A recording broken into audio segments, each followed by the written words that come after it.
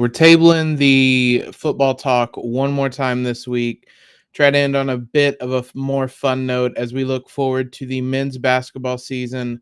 The media around the Big Ten voted for various things, standings, Big Ten Player of the Year, Freshman of the Year. So we'll take a look at that, discuss some things. There's a lot of IU players, one specifically I'm sure you can think of featured in that list, and start previewing the men's basketball season. You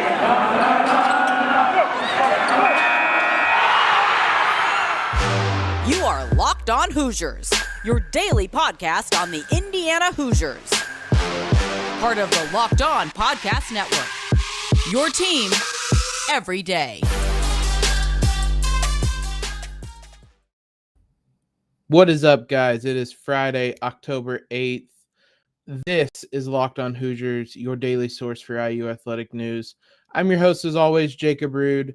Appreciate you guys making Locked On Hoosiers your first listen every day. We're available for free wherever you guys listen to your favorite podcasts, as well as on YouTube. If you guys can take a moment, head on over there. Just give us a subscribe. Easier said than done. Give us a subscribe. Support us over there as well. Really appreciate everything. This is our 50th episode, which I'll talk about a bit at the end, but a bit of a landmark, a lot of fun I've had doing this up to this point. As I mentioned in the opening, we're going to talk some men's basketball, something a little more fun than what the football team has done through the first month of the season.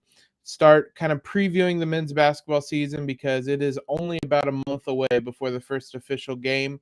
It's sneaking up real quick on us. So with the bye week, obviously, this week for football, it's a perfect time to take a little peek at the men's basketball season. As always, as I mentioned, you can subscribe to us wherever you find podcasts. Follow us on Twitter at @LO_Hoosiers. Follow us on Instagram at LockedOnHoosiers. I post daily there, let you guys know when we have new episodes live, so you guys are sure to not miss an episode. So on Thursday, I should say, you're listening to this Friday. On Thursday, the Big Ten media revealed their, rankings, preseason poll, awards, all that. So officially, the Big Ten doesn't do a media Big Ten administered preseason poll. So a handful of media within the Big Ten, Adam Jardy of the Columbus Dispatch, Brendan Quinn of The Athletic, organize it to where two people from each of the 14 conference basketball beats vote 1 to 14 league finish, preseason player of the year, preseason freshman of the year, preseason all Big Ten team. For the Hoosiers, at least one of them, I'm not sure who the second one is, but one of the voters was Zach Osterman of the Indianapolis Star, took part in this. But we have the full rankings, the standings, the votes and everything. So we can jump into it. We'll start first with the team aspect. The Big Ten basketball preseason projections, the order of finish. So the top two favorites are actually tied. Michigan and Purdue are both came in with 373 points. Michigan had one more first place vote. That gives you a sense of where we'll be heading into this season, and you're going to hear a lot of names from those two teams when we get to the individual awards. But I think those two are in a tier of their own heading into this season. I would be pretty surprised if neither of them, or if they don't finish 1-2 in some order. Shout out to Juwan Howard, who has really turned that Michigan program around. He had some kind words to say about Mike Woodson, and just saying he knows his team is going to compete and from start to finish during games. It was Big Ten Media Day, I believe, on Thursday. There were a lot of quotes coming around, but it didn't sound like there was one consensus area. I wasn't really sure. I couldn't find a lot of info. But Juwan Howard obviously spent a lot of time in the NBA, where Mike Woodson came from. So they're familiar in that regard. but Juwan Howard had some nice words, and he's really built that Michigan program back up to one of the top, not just in the Big Ten, but in the country. So those two are going to be in a tier of their own. Next tier, I would say, and kind of based on the voting, you have three teams. In some order is Illinois, Ohio State, Maryland. Those were the three. That was the order they came in. Illinois third, Ohio State fourth. Bit of a drop off to Maryland. Maryland's kind of in between. There is, when it comes to voting totals, they were quite a bit behind Illinois, Ohio State. So maybe there's an argument that Illinois and Ohio State are kind of separate in that regard. Illinois had 3 first-place votes. That was the only other team to get any first-place votes other than Michigan and Purdue. There was quite a bit of a drop-off between Purdue to Illinois. So I guess the argument could be made it's an Illinois-Ohio State tier. Regardless, after those teams, it gets a lot more crowded. It's a much bigger tier. It's kind of just the middle of the road. You could include Maryland in there. You have Ohio State, Michigan, Rutgers, Iowa, Wisconsin. A lot of teams are going to be in that middling pack. When it comes to IU, they were 7th in this preseason poll, exactly the center. Maryland, we mentioned, in 5th. Michigan State in 6th. Indiana in 7th. Rutgers 8th. Iowa 9th. Wisconsin 10th. All those teams from Maryland to Wisconsin are separated by only about 120 points, which, considering the amount of teams, is not necessarily a lot. A very mixed up group in there, which honestly is probably where I would peg the Hoosiers coming into this season. I am a firm believer in Mike Woodson. He's won me over. I was very much on the opposite end, and we'll dive into some more of this as we start to preview the season more in depth. But I was very hesitant about his hiring. He's certainly won me over with his off-court stuff. I'm becoming much more of a fan, and if the on-court product matches what he's been able to do off the court, I'm going to be all in on Mike Woodson. But for right now, there's just a whole lot of uncertainty. We did an episode where we really couldn't even nail down a starting 5 for the Hoosiers. So if you can't nail down a starting 5, it's hard to put you right now anywhere above middle of the pack. So the Hoosiers firmly right there in the middle. I would say best case scenario, they could be contending with the Illinois and the Ohio State in that tier. Worst case scenario is something resembling the Archie Miller era, both in terms of the product on the court and the result. So certainly a high variance there. And then the bottom teams, you're looking at Nebraska, Northwestern, Penn State, and Minnesota wrapped up the bunch. They were last by some margin.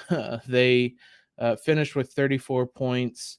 Northwestern and Penn State tied with 81. So I know that was a lot of information. Just to summarize it, Michigan, Purdue are 1-2. Illinois, Ohio State are 3-4.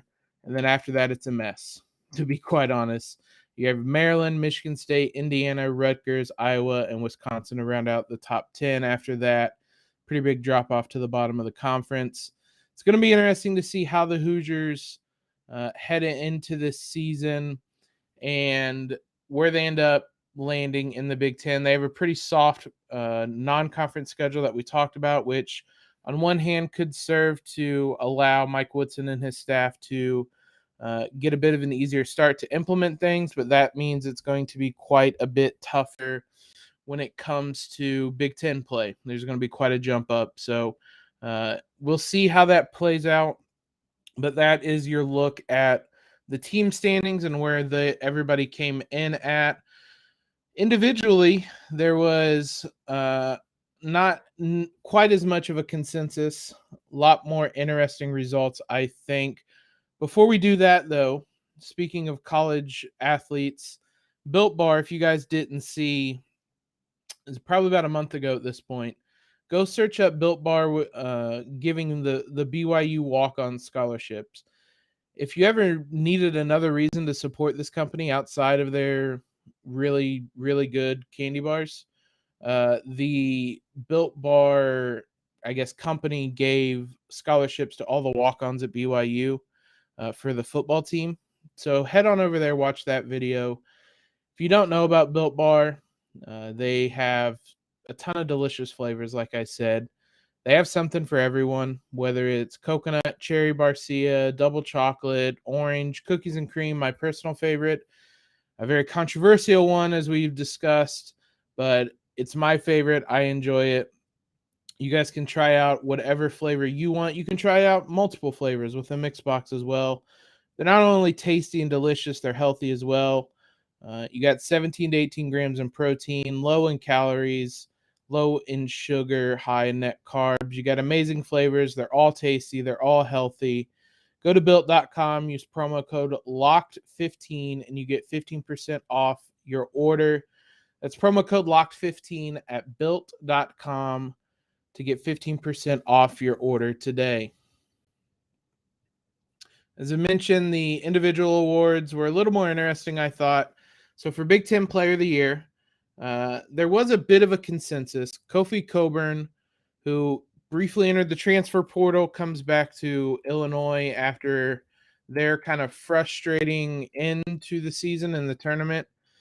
He is back with the Illini this season.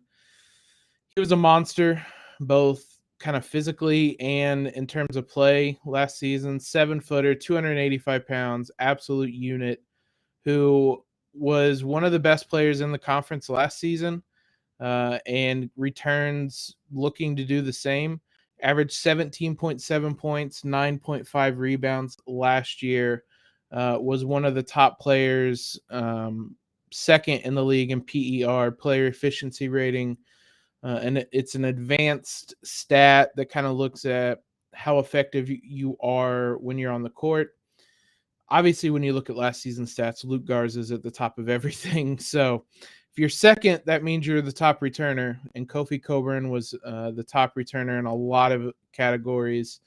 He received 11 of the votes for Big Ten Player of the Year, which is double up second place. But once you get to second, it's a lot more crowded. Jaden Ivey of Purdue had 5 points, coming in second place.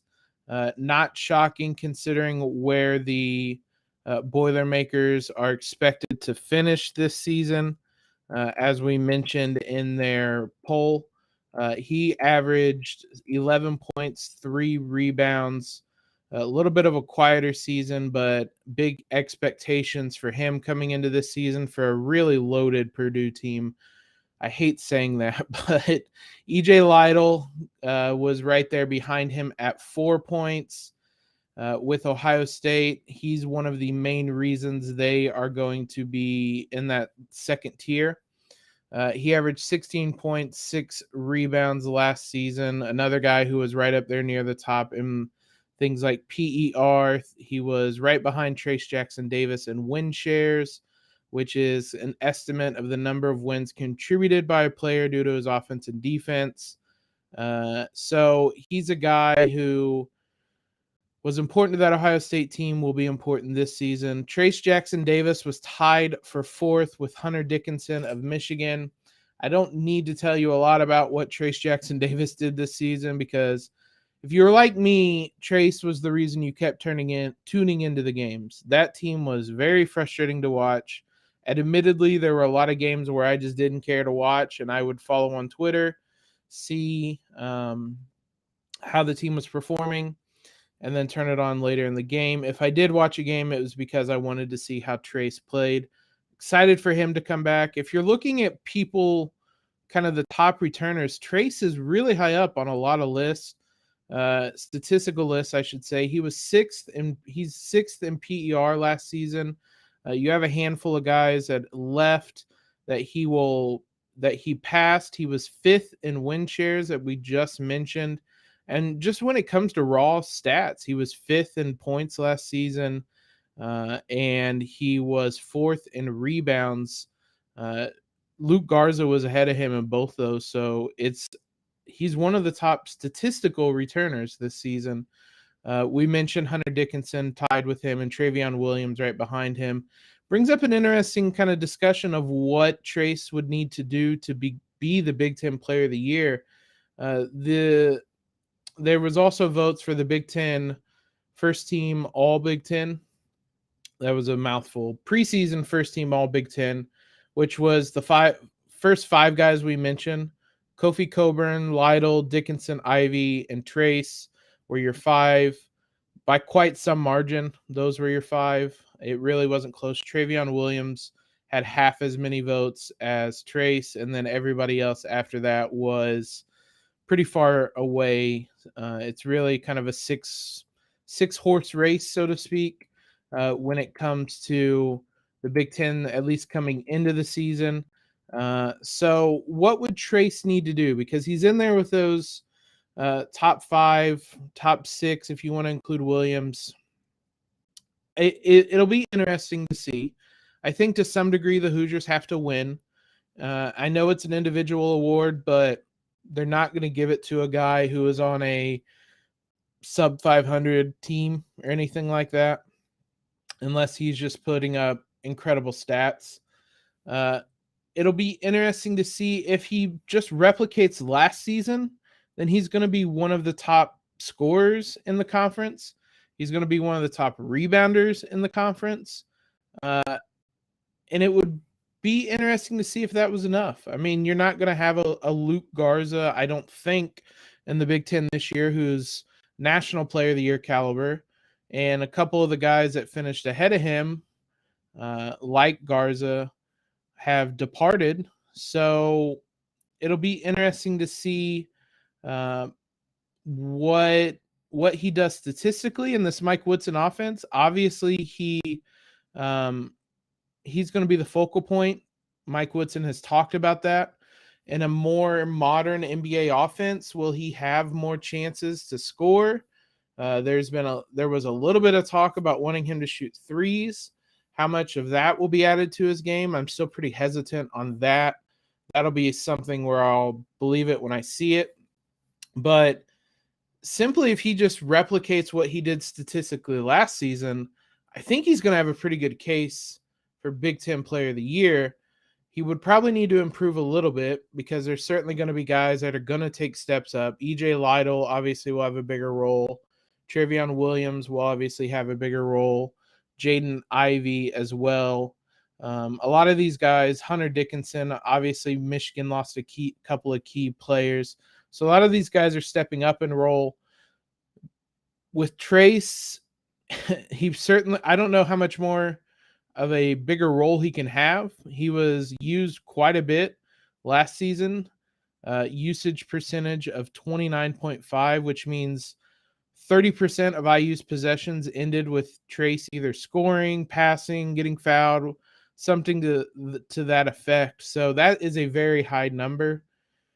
You typically aren't going to get a number that or much higher than that for a big man. So it'll be interesting to see how much or what type of role he has within this offense and what it would take for him to be in the mix for Big Ten Player of the Year. If the Hoosiers do compete with the Illinois and the Illinois and the Ohio State, and Trayce does replicate last season, he's going to have a really strong case just on a statistical measure for being the Big Ten Player of the Year. So be interesting to see how he fares in that individual race this season. There's also voting on preseason freshman of the year, and a name left off that surprised me a little bit. So we'll talk about that and have a similar discussion with a certain Hoosier who, again, I'm sure you can guess. But I want to thank you guys again for making Locked On Hoosiers your first listen every day. We're still going to talk about the Big Ten Freshman of the Year race. When we're done with that, make sure your second listen is the Locked On Big Ten podcast. We won't be on there this week. We halted all football talk. I was done talking about football. I wanted it to be happier this week. So we'll be on there hopefully next week. Go over there. The big Iowa-Penn State game is coming up. Give them a listen. Speaking of that game, we talked about it yesterday. Me and Austin, if you guys missed yesterday's podcast, we had a guest.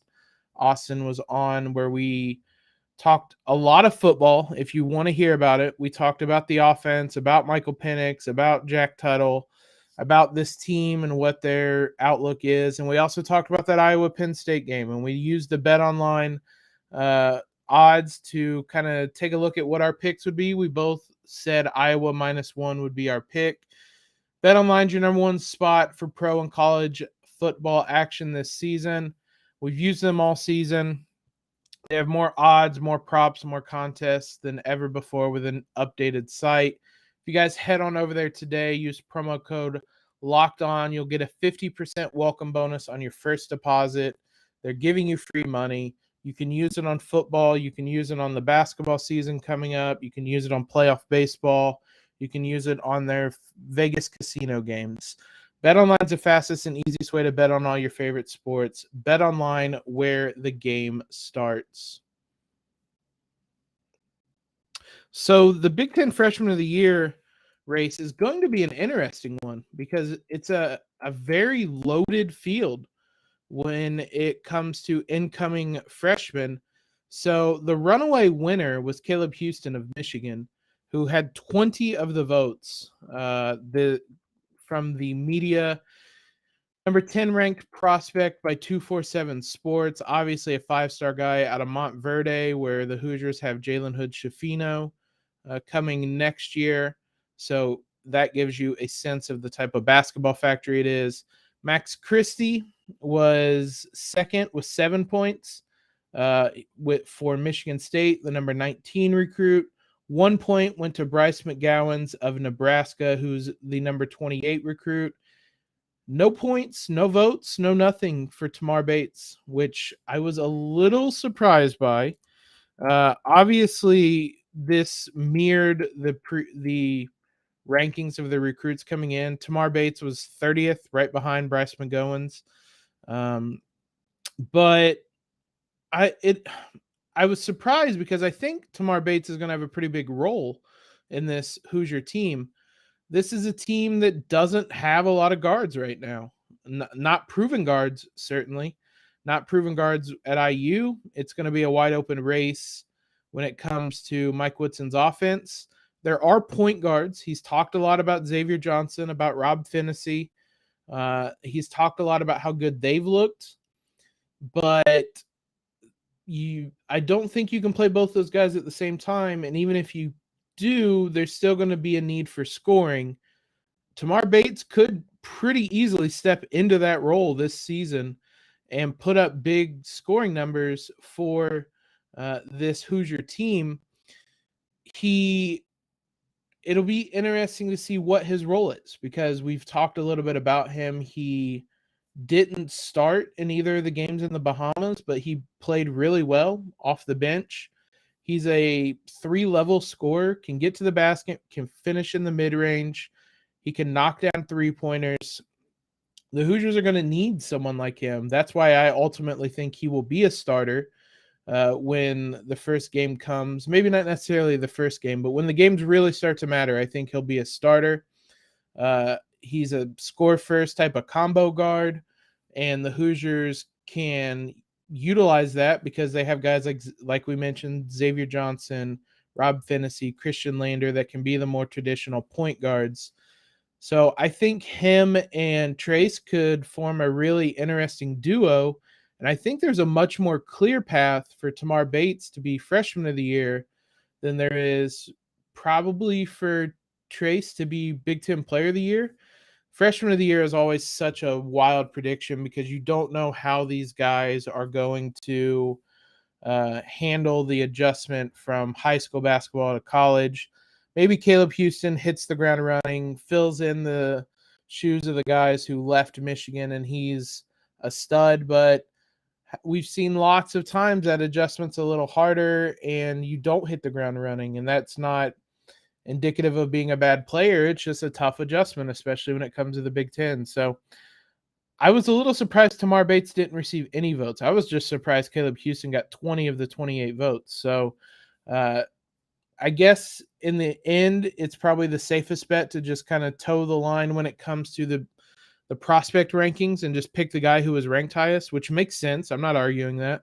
That's probably what I would do if my vote was public. But I think Tamar Bates could have a really big season, and I am going to be interested to see what his role is going to be with the Hoosiers, and if he's able to put up numbers that gets him in contention for that Big Ten Freshman of the Year award, because I certainly think it's possible, and it would be a fun little narrative if this Hoosier team is indeed a middle of the road team. Then maybe seeing if Tamar Bates can get that award will be a fun little thing to pay attention to this season. That'll do it for us this week. Thanks again for making Locked On Hoosiers your first listen every day. This is our 50th episode, which I mentioned. I just want to thank you guys for all the support you've given me and this show through these first 50 episodes. I certainly came in completely green, completely blind, and I'm sure if I listen back to that first episode, it was a rough one. So thank you guys for joining us at the ground floor. We are building up. Last week was our biggest week ever, and I hope to only go up from here, especially with basketball on the way. That should be a little more fun to talk about.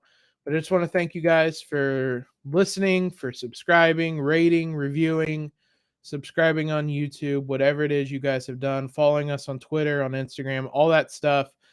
Huge thank you to you guys. Thank you for all the support. It certainly has not gone unnoticed. We'll be back next week. We will talk football. We're going to get back into the groove of things.